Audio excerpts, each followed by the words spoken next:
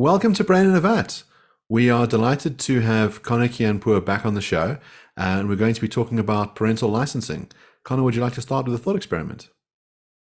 Thanks for having me back on. So I wanted to start first by encouraging listeners to think about what it is that makes us want to license activities in the first place. So I'm going to be presenting Hugh LaFollette's argument from his seminal paper on licensing parents. So LaFollette says that, for instance, when it comes to a driver's license, the reason that we license individuals to operate motor vehicles has to do with three things.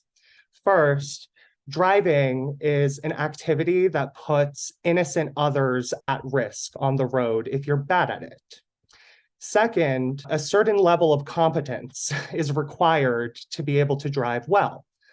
Perhaps you have to know the rules of the road, you have to know how to operate a motor vehicle, things like that. And then finally, there has to be a moderately reliable procedure that helps public officials reliably predict whether somebody has the competence associated with driving. And so given that all three of these features are present in the case of driving, we think that licensing drivers is appropriate. So the question becomes, does parenting share these same sorts of features as driving? And so for the first sort of criteria, we have parenting being a morally hazardous activity, because if you're a bad parent, you could really do a number on a child. Second, it seems as though there is a certain kind of competence that's required in order to be a good parent. So you might expect that good parents, or like sufficiently good parents, are individuals who have a certain level of emotional maturity, they're able to financially provide for their children, among other things. And then the last criteria for licensing activities is that of whether there exists a moderately reliable procedure that helps public officials predict whether individuals are going to be sufficiently good parents. So you might be wondering, do such procedures exist? And I think that such procedures do exist in the form of adoptive screening. So a lot of people have issues with saying that you could just adopt a child without having a background check done on them, without being made sure that they're able to financially support the child, et cetera.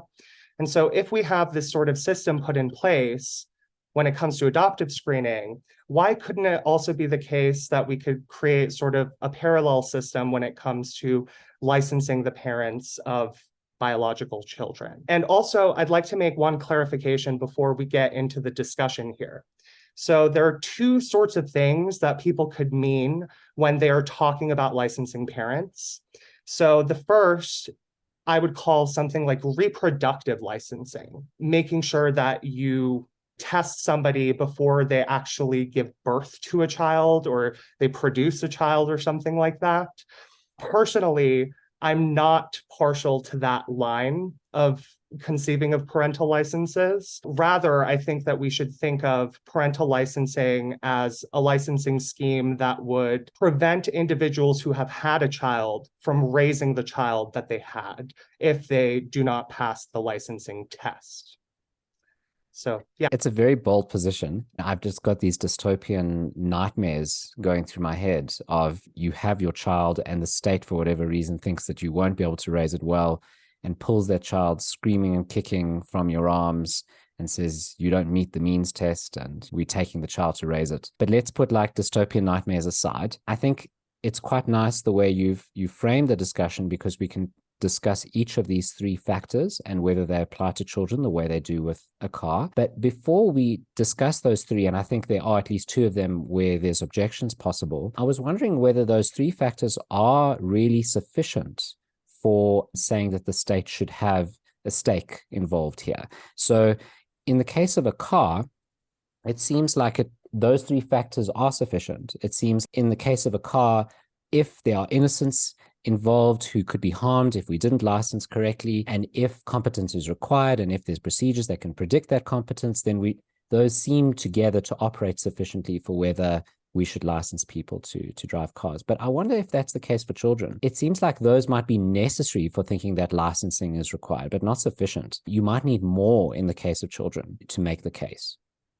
So what is it about the case of children that gives you reason to believe that there's something different going on? I think that in the case of children, you've got some sort of magic formula involved that you don't with a car. So with the car, you don't feel love towards the car in the way you would for a child. You don't feel an intimacy with the fetus during your pregnancy. You don't feel a bond with the child, with the car, the way that you would with a child. And those factors, together with all the complexities of raising the child that are not present when raising a car. The car is like, do you drive it into the ground and damage it, or do you maintain it? It seems like raising a child's far more complex. It's not just about, do you produce a well-balanced child or not? It's more, there's so many ways that, firstly, you could go wrong, but also there's so many grays here, and it's such a rich tapestry to raising a child in a way that it's not for a car. It seems like all of those factors need to be included as well. And just seems like just those three are too simplistic when it comes to children. Yeah, great. So another distinction that I'd like to introduce here is between parental licensing schemes that are aimed at ensuring that parents are the best available parents for the child in question, and parental licensing schemes that are just trying to make sure that the especially bad parents do not become parents to children.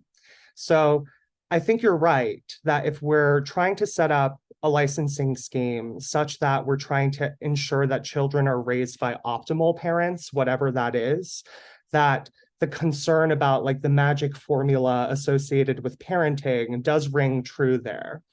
But if we're conceiving of a parental licensing scheme as being aimed at something that is supposed to ensure that a child is not going to be raised by a parent that violates their rights, then we can, I think, point out certain kinds of behaviors that give us reason to believe that a parent is going to be abusive to a child. And if we are reasonably confident over a certain threshold that the parent does possess certain attributes that places a child at risk, that it's not as complicated as you're making it out to be. And second, a second line of response is you were talking a lot about the intimacy that parents feel for children and like the fellow feeling, the investment that they have, and how that might complicate the picture for parental licensing. And this response that I'm going to give only goes so far, but I think that it's worth mentioning, which is that denying somebody a driver's license, depending on who they are, could really mess up with their life plans.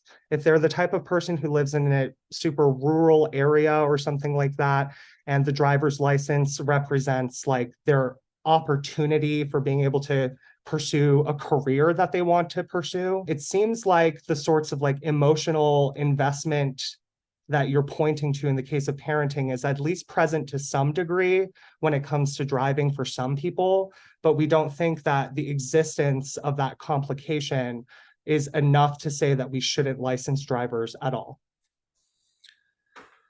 So a couple of things worth thinking about. The first is in the driver's license case. It seems that if you fail your driver's license, that there are steps you can take to resolve the situation. You can become a better driver through study, through practice, and it might be that you're forced to endure a delay, which is uncomfortable because you can't drive, but eventually you can take the steps necessary to become a driver. In the regime that you posit, the idea is that there's no restriction on falling pregnant. It's not like the state gives you a Mirena once you turn 13 and then says you've got to apply to have it removed. That is, no, you're free to fall pregnant. It's just that at that juncture, we're going to evaluate you and see whether you get to keep your kid. And if you fail, the state has confiscated your child. Now, that seems like a huge magnitude of suffering that you would endure because you didn't meet the ideological sets of the state, or whatever its means test is. You're too poor, you're too gay, you're too much of a Jew, whatever it is that the state has decided, we're uncomfortable with you people being able to raise children, so we're taking away your child. Seems different to the car case. The other thing I want to say in your favor is that I think people are going to be supportive of the idea of the state being able to confiscate people's kids under certain circumstances.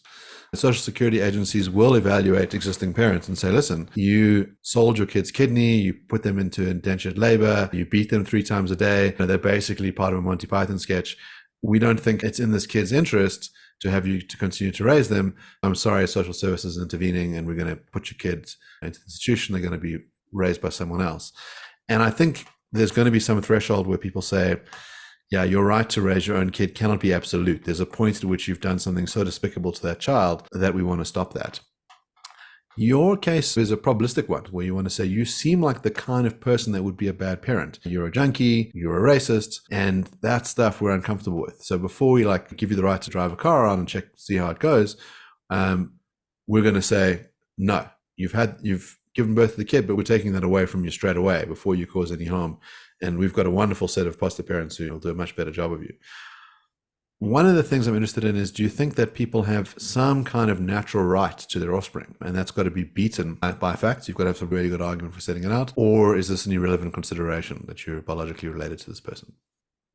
Yeah, I think you're getting at the crux of the issue, which is that the sort of difference that people often point to between the case of licensing drivers and the case of licensing parents is that presumably licensing parents could infringe on or violate the right that individuals have to raise children generally or their biological children specifically, whereas no such parallel right exists in the case of driving. My view is that individuals do not have a right to raise children generally, nor do they have a right to raise their biological children in particular.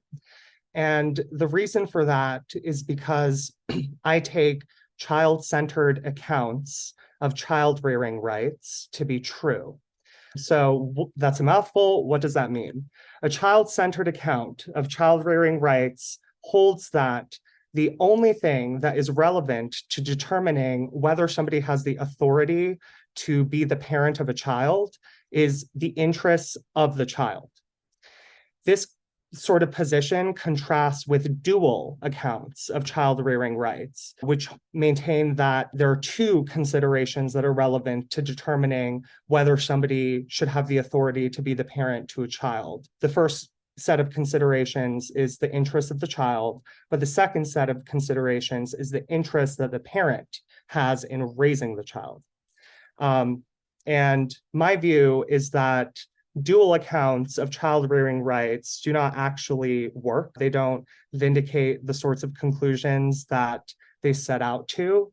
So just to give you an idea of why I think this. So there are 2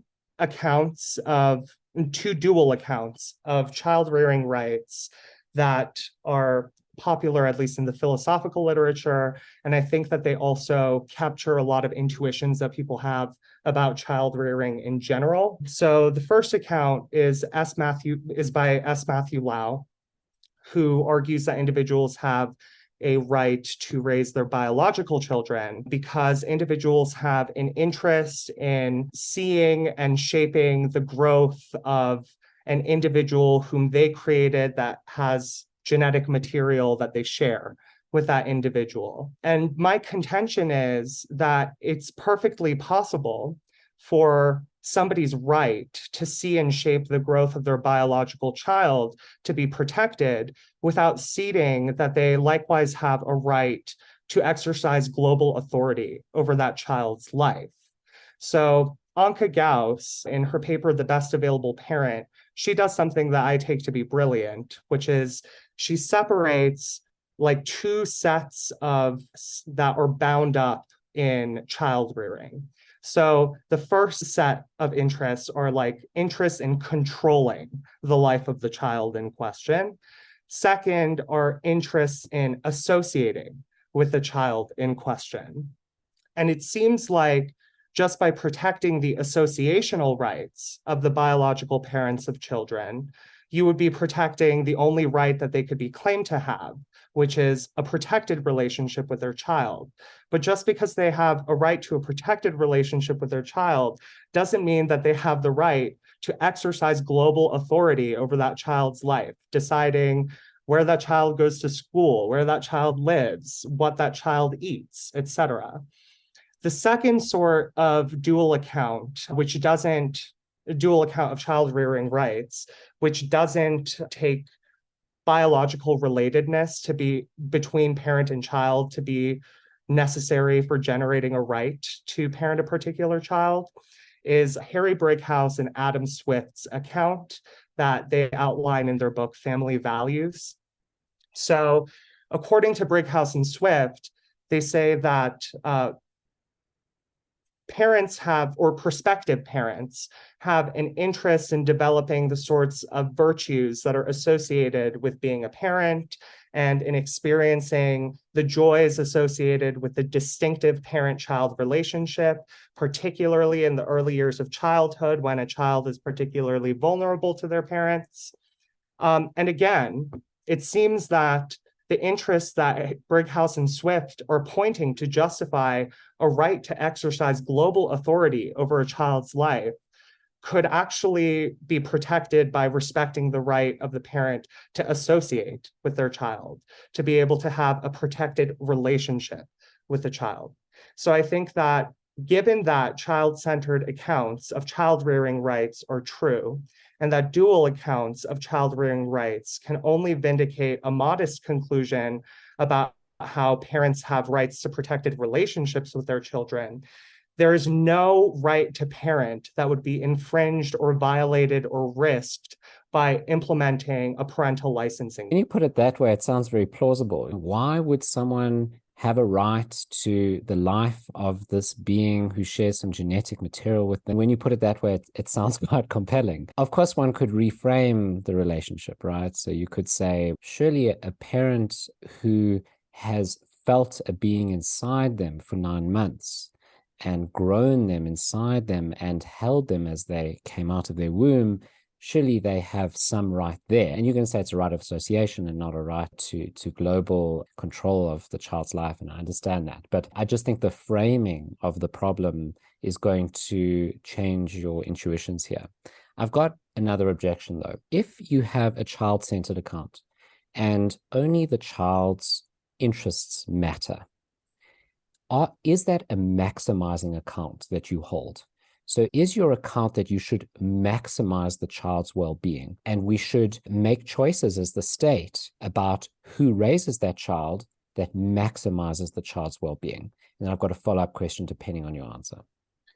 Yeah, great. Thanks for that. So I guess I'm going to give like an annoyingly philosophy answer to that question, which is that while I'm confident that some version of a child-centered account of child rearing rights is true, I'm still trying to figure out what version of a child-centered account of child rearing rights I believe is true. So the two sorts of accounts that seem like live possibilities that people have talked about in the literature are, on the one hand, the best available parent account. So people like Peter Valentine and Anke Gauss, they subscribe to this sort of account, which, as you were suggesting in your question, is focused on like maximizing the protection of the child's interests. But then you could likewise be a sufficientarian about what children are owed.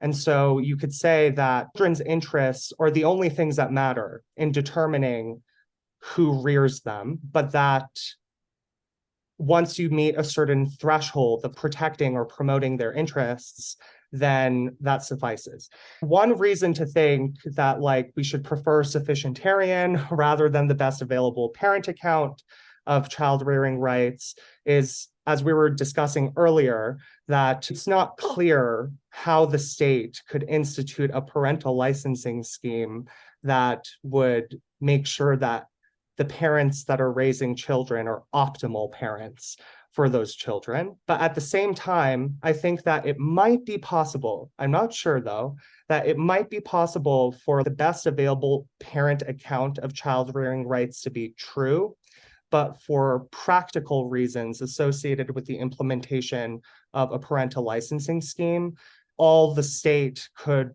get away with implementing is a sufficientarian licensing scheme. So I think this distinction is excellent and presents a real dilemma for the child-centered accounts. So either it's a sufficientarianist account or it's a maximizing account. It's the best available parent. Now, if it's the best available parent, just think about the consequences of that.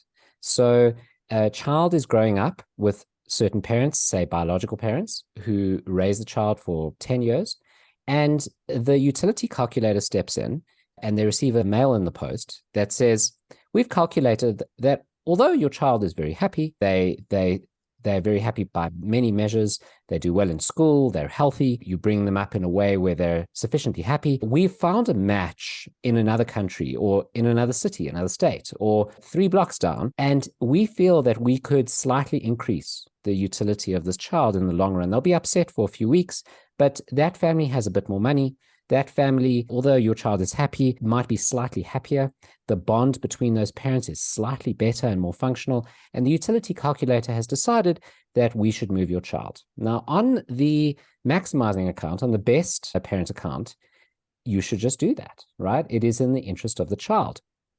And that sounds to me crazy, right? It sounds to me like you're severely stepping on someone's rights or freedoms and really hurting the feelings of someone, namely the parents, and something very wrong has happened there, even if everything the utility calculator is saying is correct.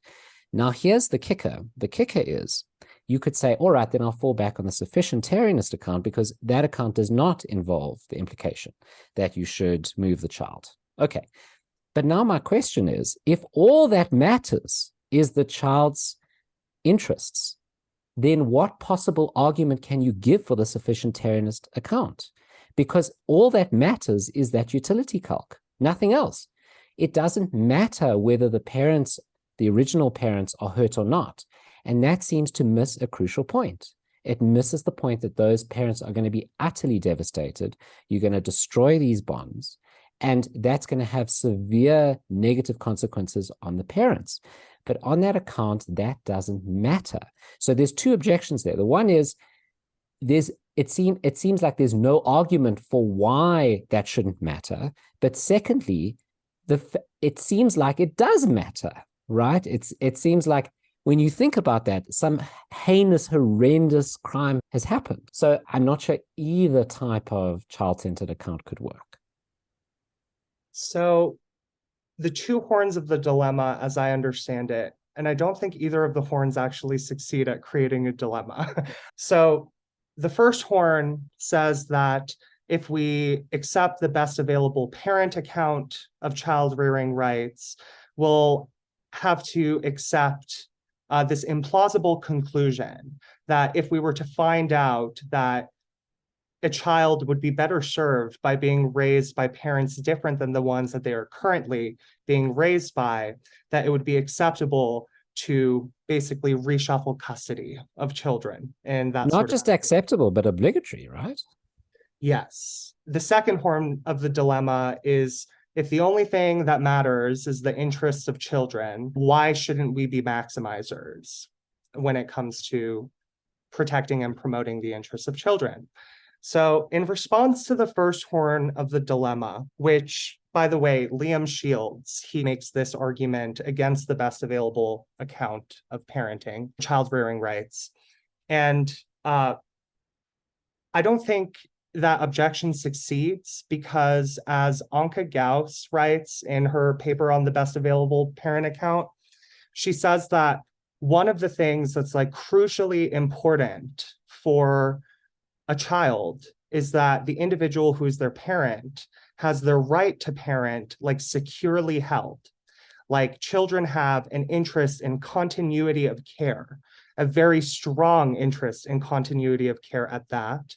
And given that, like, practically speaking, the reshuffling of child custody in the way that you've outlined would involve disrupting continuity of care and potentially creating psychological problems for the child in question.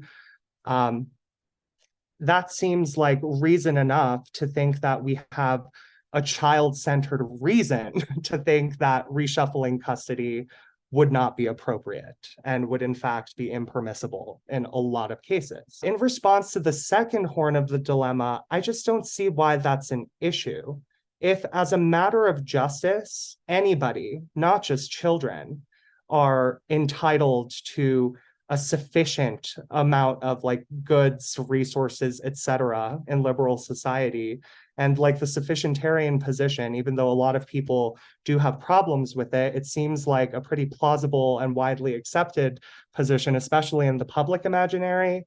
It seems to me like we could just say, even if we say that only the interests of children matter, if all anybody is owed is like a sufficient amount of goods and resources to be able to exist in liberal society, I don't see why we should think that we would have to maximize. I just want to push a little harder on that. So the thing that's missing there is the parents' feelings or thoughts or freedoms or rights on this at all, or interests. So it's on your view that it's totally arbitrary whether the utility calculator pushes the child here or there if the child's interests are served equally.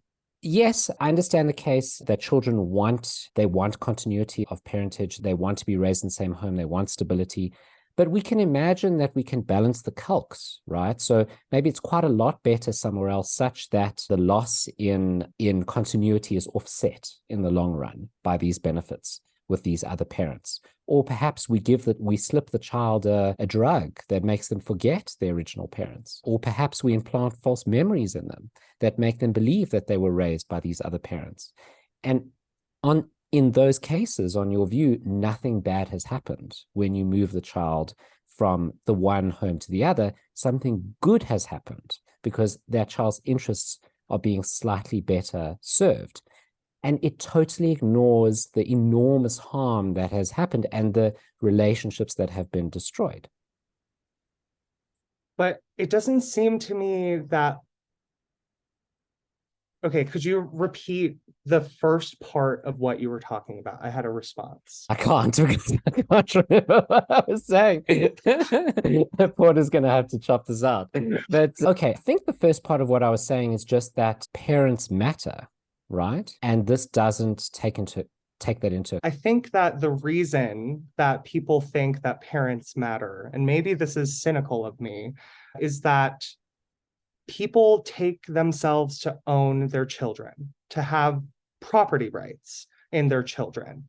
And they view their children as their legacies. They project a lot of expectations onto their children. It's a very, I think, for a lot of parents, not like necessarily a majority of parents or something like that, but there seems to be like a bit of narcissism that motivates somebody to become a parent and become so invested in their projects as a parent. And I think that just because somebody believes that their child is like their legacy or that their child came from them and therefore they're the person that knows that child the best, one's thoughts about those matters don't change matters of fact about whether they would actually threaten the interests of their child. The woman who has Munchausen syndrome by proxy, no matter how much she thinks she cares about her child, she should not be allowed to continue rearing her child. So one of the prevalent legal standards that you find in common law systems is the idea that you should do what's in the best interest of the child.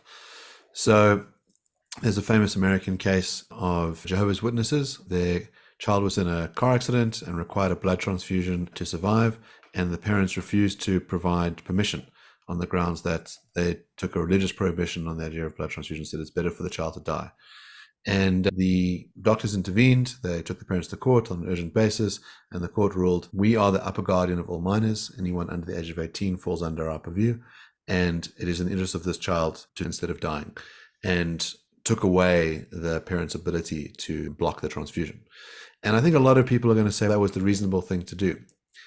But we can imagine a different situation, which is that the state, let's say, has a particular view of what it would be to be a perfect citizen and has a perfectionist account of the right kinds of activities that you should engage in, the right kinds of beliefs you should have, and parents that have different views are then told you can't raise your kid with this religion, you can't get your kid to do these sports, you have no such rights. And then we start to get uncomfortable. Then we start to think, hold on, I'm the one who's looking after this kid. Don't I have some right to choose what kind of life they have? Obviously, my choices are limited to an extent because it is a separate being. But it seems like there's certain things that we think parents ought to be able to do with their children. If they don't have full property rights over them, maybe they have some kinds of rights over them. Certainly, I think parents have rights over their children, but those rights are bounded by the interests of the child. So any sort of exercise of authority over the child's life has to be justified by appeal to the child's interests. But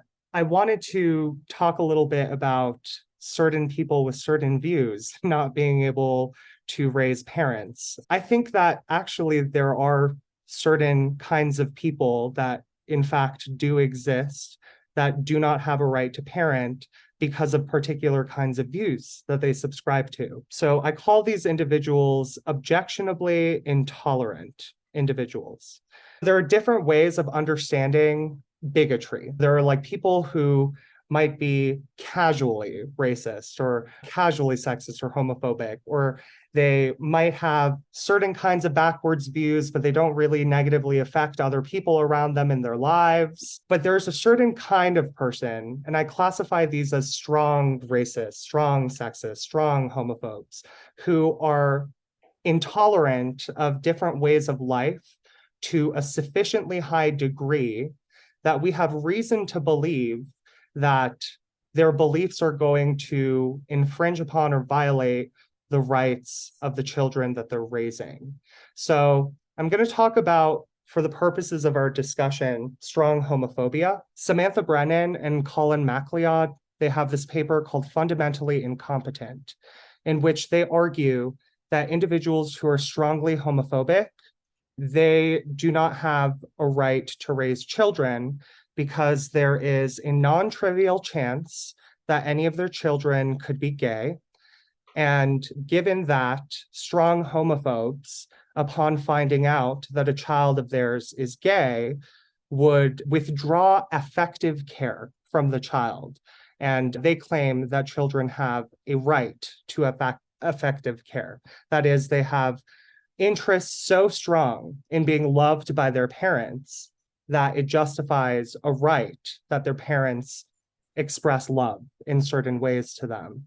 And given that strong homophobes run the risk of withdrawing effective care from any of their children, any of whom could grow up to be gay, we have reason to think that strongly homophobic individuals do not have a right to raise children. Another line of thought advanced by Ricardo Spatorno is that he argues children have a right to be loved unconditionally by their parents. And his conception of unconditional love is a bit wonky, but I think it's intuitively plausible. So he grounds the right that children have to be loved unconditionally in the value of self-respect.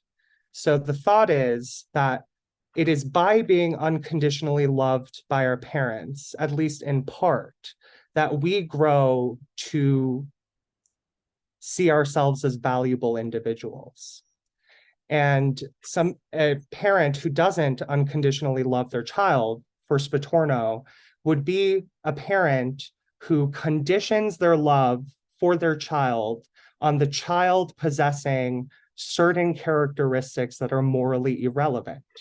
So for instance, a racist parent who raises a white child would be violating, so let's assume that the racist parent is racist against Black people. The strongly racist parent who raises a white child would be violating the right to that child, the right that child has to unconditional love, because the child knows that were they Black, the parent would not think that they are worthy of respect or meriting value or something like that. And that sort of belief could tarnish a child's ability to respect themselves when they grow up.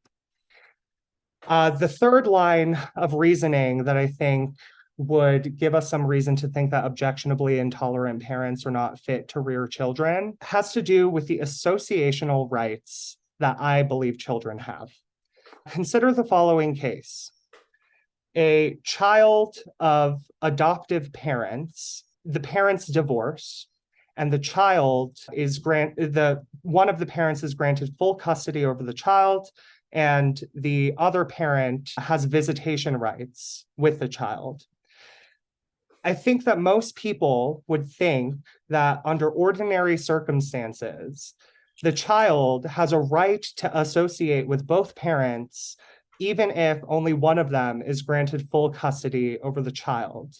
And not just because the parent has an interest in associating with the child, but presumably because the parent's association with the child fits with the child's interests in the right sort of way, whatever that is to you. If you think that's the case, then it seems that if there were some person who wasn't the parent of the child, but was relevantly similar to the parent of the child who was granted visitation rights but not full custody of the child, that the child would have associational rights with respect to that person who wasn't their parent as well.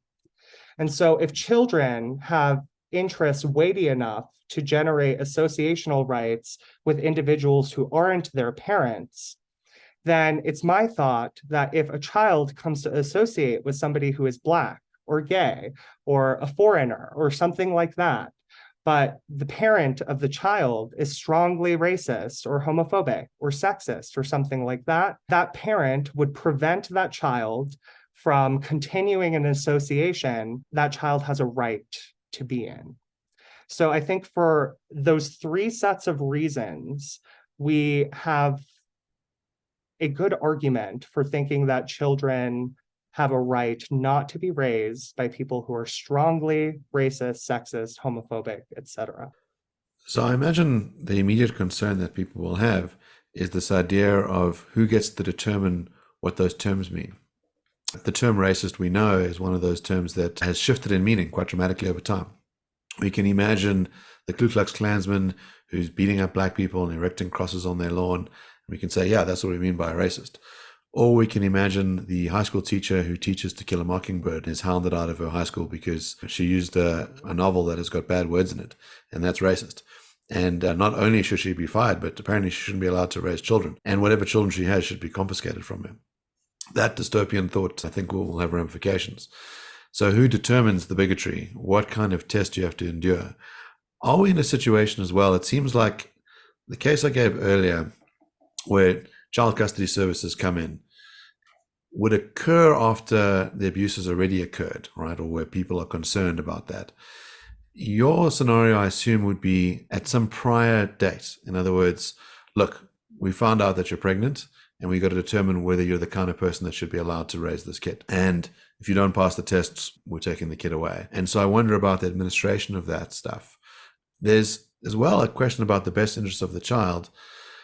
We've got to compare what things would be like being raised by, let's say, the bigoted parent versus going into a system administered by the state.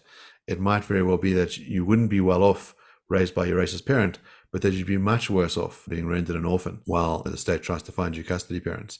Maybe you'll endure all sorts of bigotry and pressures from them. I wonder, what do the outcomes look like for kids that were adopted or have been raised by others? Do they do as well as kids who are raised by biological parents? If on average, and it seems like you've got a bit of a probabilistic account here, it turns out that adoptive kids do worse, then you might think that occasionally a bigot's going to raise kids and they'll be bad for that kid.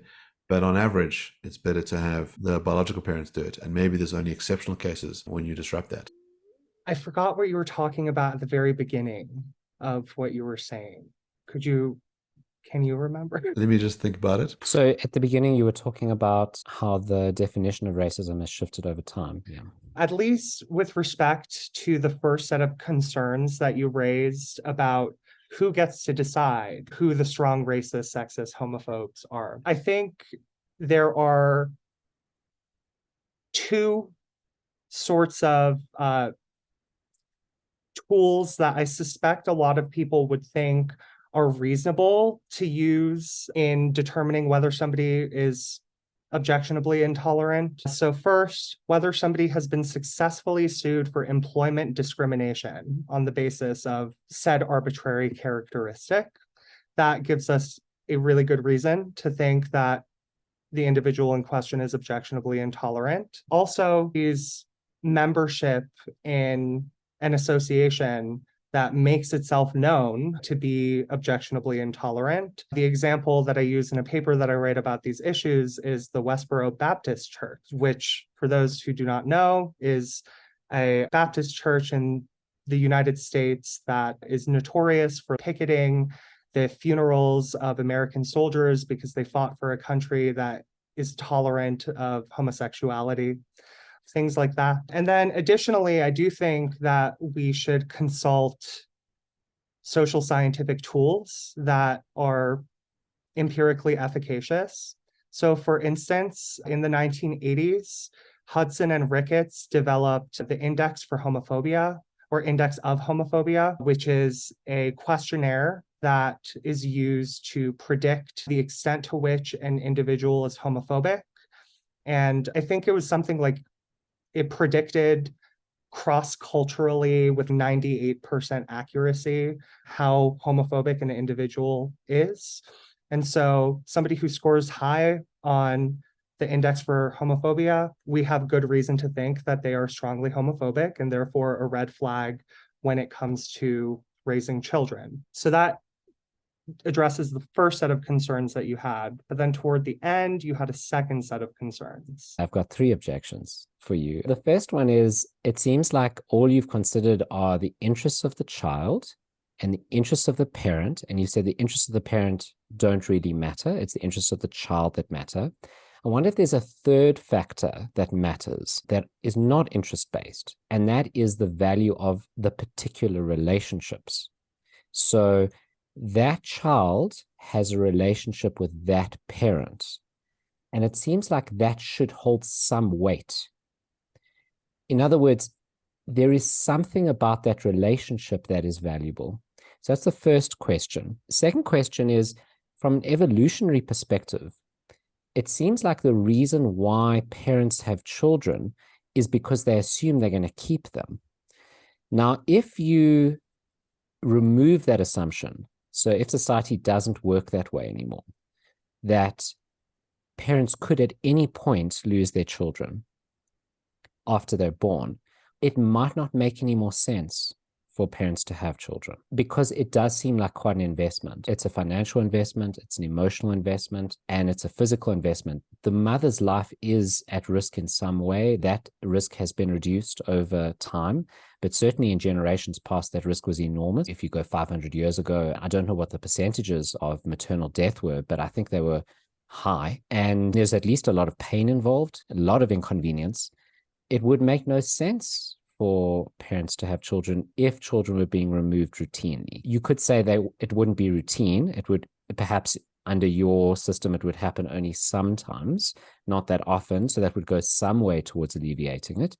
But it's still a risk. And parents might say, I'm just not prepared to take that risk. And then the third question I have is, what is this right to effective care? I'm allergic to rights. I'm a utilitarian. I don't believe in these rights things, and they seem to be popping up all over the place. There's rights to effective care. There's rights that the child has. There's rights that the parents have. Then we're denying the rights that the parents have, but we're affirming the rights that the child have. And now we're adding these extra rights. I'm allergic to all of this. I'm just a utilitarian that says all I care about is what's going to maximize society's happiness here. And it seems to me like there's a lot of pain and suffering that's being ignored by your system, and that's the parents' pain and suffering. And you say, I don't care about the parents' pain and suffering because they don't have a right to the child. But I agree they don't have a right to the child, but there's still a lot of pain and suffering involved. And all I care about is what is the system that's going to maximize happiness for society as a whole. And I think if you're ignoring parents' suffering, then there's a mistake being made here.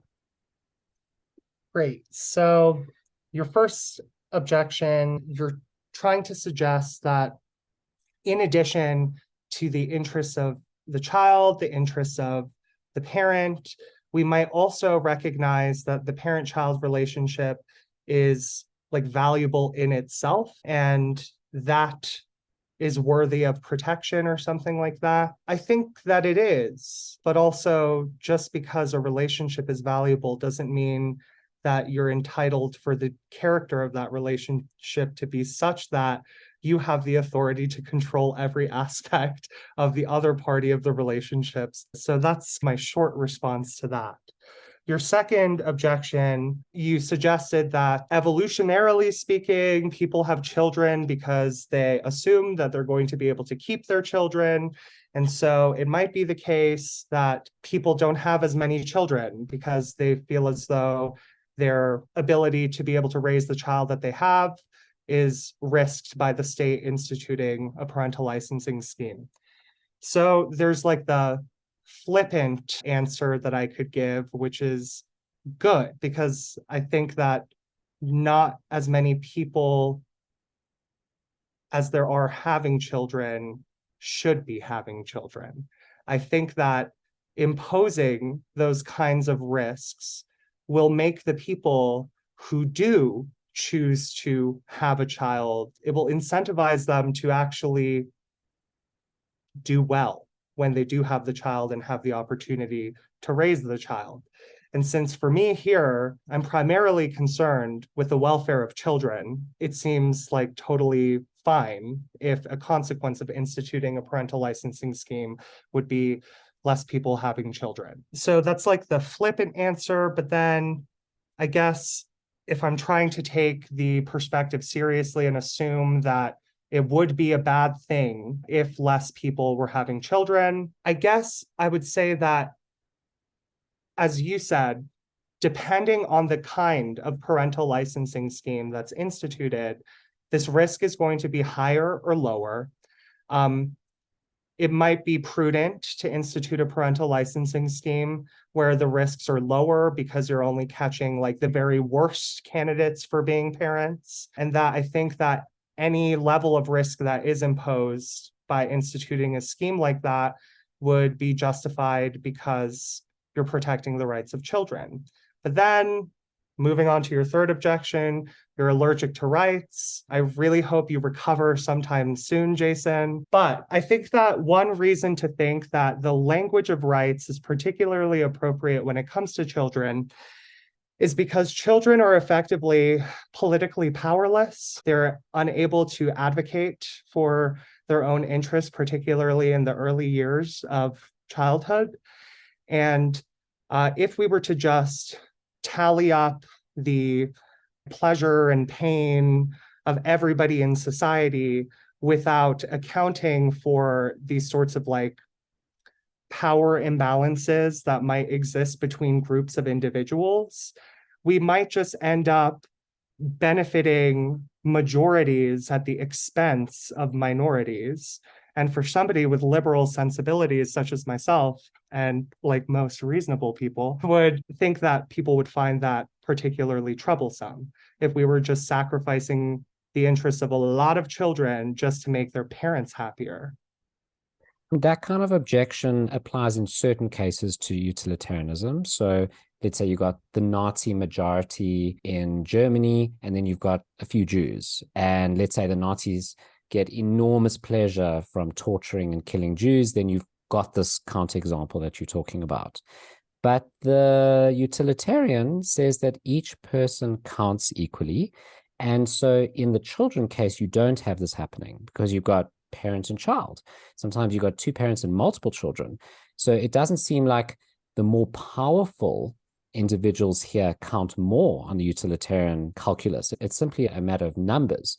So it's not clear to me at all that the objection applies here. You don't have a majority minority. It's not that parents are the majority and children are the minority, not necessarily at all. So I hear the objection, and utilitarians do have responses to the objection, as I'm sure. One of the classic utilitarian responses is, if we live in a society where the majority can always outrule the minority, even though someone's the majority in one particular way, they're going to be a minority in some other way. And so their well-being is at risk in that sort of society. So you don't want a society where those rules are set up, where the minority can always be trampled upon, because if you do, then everyone's going to be affected or could be affected in some way. So utilitarians think that the best consequences for society as a whole is not to undermine people's well-being in that way just because they're part of minority in a particular instance. But I don't have to resort to that response in the child case, because in the child case, they count just as much. Yeah, I guess the concern that I would still have is that the way that you assess the welfare of a child is like considerably different than the way that one would assess the welfare of an adult human of sound mind. At least it seems to me that's the case. There are many things that like children desire and that they would experience a lot of heat-ons if you were to allow them to engage in particular sorts of activities. But parents have reasons not to allow their children to do certain things for utility-based reasons because of potential long-term effects that are unanticipated. And obviously, I know the utilitarian could still say at this point that just account for those long-term effects in the utility calculus and everything should be fine. But I think that speaking in terms of rights, especially when it comes to right to effective care, by speaking in terms of rights, I think you capture the sort of long-term interests that are at stake for children when particular goods are safeguarded from them. For instance, a child, I think most people know that a child being loved by their parents is more likely to do well in life and have a high quality of welfare over the course of their life than a child who was not loved by their parents. And it seems that by talking in the language of rights to effective care, that you're basically highlighting that the sorts of harms that could befall a child if you were to not give them effective care would be so steep over time that like we could just understand the right to effective care in the utilitarian terms that you're partial to, while still recognizing that it's a very, very important thing that children get. But then you're effectively arguing to a draw, right? So you're saying your account, it captures what I want to capture, right? So what I'm wanting to capture is the unhappiness that will result from children who are not treated well and loved by their parents and loved in the way that's appropriate to raise them properly. And I want to account for that. And you're saying you also account for that through the language of rights, the right to effective care. Okay, I'm happy to accept a draw there.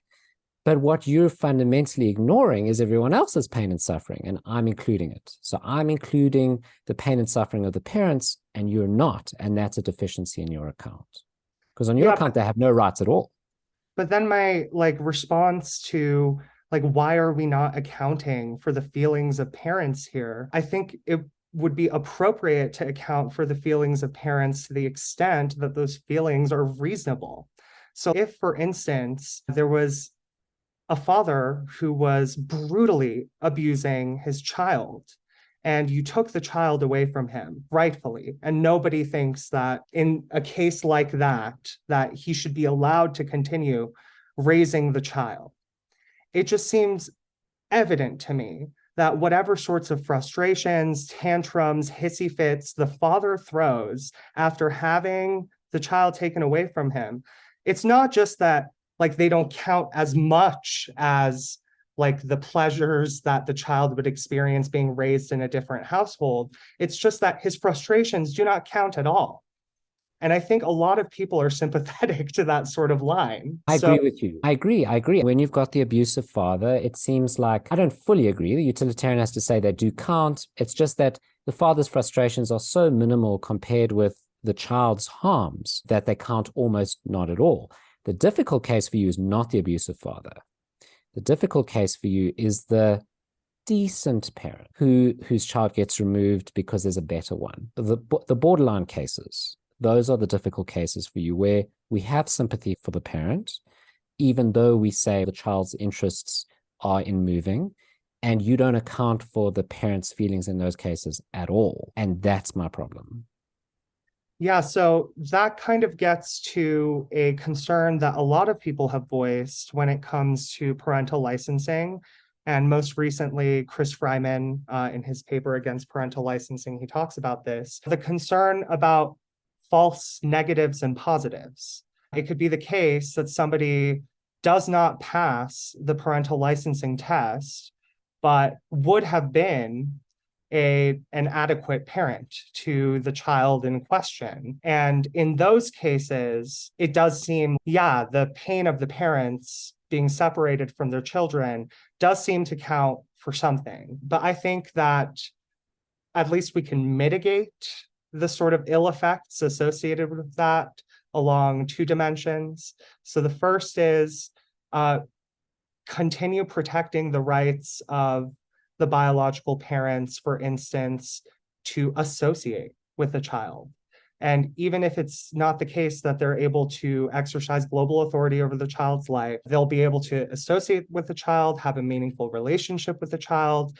And that's something is better than nothing sort of response to your concern there. But then additionally, I think that it's totally appropriate to conceive of a parental licensing scheme such that, much like when people do not pass a driver's exam, like they get to go back to the DMV after a couple of weeks and retake the exam and apply for the license again. You could come up with some sort of parental licensing system that does that. It's not clear to me, like I'm not a political scientist, so I don't know what the specifics of such a system would look like, but it seems in principle possible to me. And I think having a parental licensing scheme that is sensitive to those two sorts of things that I was just talking about would address a lot of the concerns that you raise. So I've recalled what my second half of that question was. So my suggestion is to Porter, our editor, I'll say what it is, and then just to edit in whatever your response is back to that section, and then I'll ask a new question afterwards. So basically what it had to do with was you have a probabilistic account. So it's at the moment that you fall pregnant or you give birth to the child that you're going to do the test. And the question is how, if we just care about the best interest of the child, what the counterfactual looks like. So we say we think your life's not going to go so well with this person as your parent. So instead we're going to remove you from that person and put you in a foster care system or through a state system. And it might very well be the case that's worse on average, that kids that are adopted lead worse lives, and that it's only in the rare cases where we think that you should take away someone's kid because they're known to be an abuser. So that's the nub of the question, is if you're looking in a forward-looking manner and you're assessing the probabilities, isn't it the case that biological parents do a better job than state-run systems? Yeah. If it's the case that like the state foster care system or something like that would be overflooded with children because of a parental licensing scheme, and if it weren't for the parental licensing scheme, there wouldn't be as many children without parents, etc. I do think that like counts as a reason to not institute a parental licensing scheme if it's the case that those sorts of outcomes are evident. And I do want to clarify at this point, like what my position is about parental licensing, because while I have been, I think, taking a stronger line for the purposes of this discussion, I just want to disclose for transparency's sake, my position is that it seems like to me, there's no in principle objection not to institute a parental licensing scheme. And that when it comes to matters of public policy, there are a lot of different considerations that go into that. And so it's not my view that if a state does not institute a parental licensing scheme, that it's an unjust state or something like that.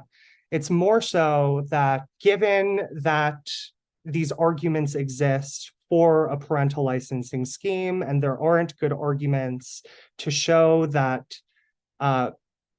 individuals in general have rights to raise children, either biological or otherwise, that it would be permissible for the state under ordinary circumstances to institute a parental licensing scheme, and that we might have some reason to institute a parental licensing scheme. But if it actually does turn out that the sort of case that you had described is true, I think that might be close to a decisive reason not to institute a parental licensing scheme, if not a decisive reason. Cool. All right. So now this will be the new question that comes at the end. Would you be supportive of different ways of children being raised? So in kibbutz systems, one method that was used was to say that you can have people whose role it is to produce children, but that they have no obligations to raise those children and they're raised by the community. You find this replicated in some societies in Africa. You could imagine a Brave New World system where you have no real parents, that what you try and do is you genetically create children. So you could again have a breeder class, like give birth to children, but that they're then sorted into various categories and then raised by professional parents. And then you avoid all the problems of the abusive parents. You rather treat them as it's a job. Your job is you raise kids to a certain age. You're like a teacher, but for them throughout, that you don't actually need to have parents at all. Do those systems look preferable to the way things are at the moment? A pluralist when it comes to parenting, like in terms of what effective or good parenting looks like. I think that there are a lot of different parenting styles. Some people are big fans of like communal parenting. And I think that communal parenting could be good for some children. And I really do think that like the answer to your question hinges on a lot of empirical data of which at this point I'm not aware. But what I will say is that I do think that this idea that parents are like the primary individual that children turn to for assistance and guidance in life, I do think that to some extent, that sort of view of parenting could stand to be challenged, and that such challenges would redound to the benefit of children. I think that children have a plethora of associations that they develop over the course of their childhood, be it like teachers or counselors or people like that, neighbors.